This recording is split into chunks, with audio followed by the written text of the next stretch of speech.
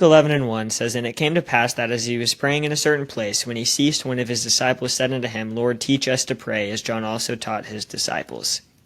I think it's really interesting how out of all the things that they could have asked the Lord to teach them, it was to pray.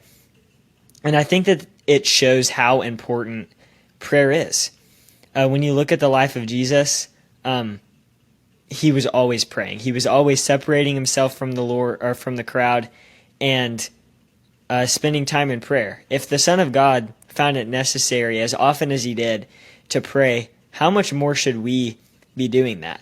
And I think it's severely lacking in Christianity, and I think it's really, really noticeable. We make a lot of really poor excuses as to why we don't spend time in prayer. But we can spend time on Instagram, but we can't spend time in prayer. We can go to the gym, but we can't go to prayer.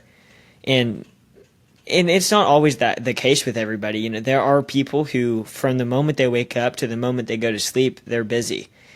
But we've got to get to a point where our relationship with Christ is so important that we have to talk to the Lord every single day. How good of a relationship would it be with a friend if the only time you ever talked to them was whenever you needed something, whenever you were short on cash and you needed $20 so you could get a couple meals? That's not a very good friend. You probably don't have a very solid relationship there.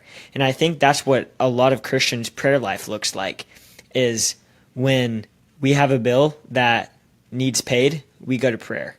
Whenever we are going through a really tough time, we go to prayer. And we should go to prayer in those moments. But that can't be the only time we go to prayer. When's the last time we find ourselves praying whenever everything was going right? And we can't look at prayer as a vending machine to get something from God, because if we do, we're going to be disappointed, most likely.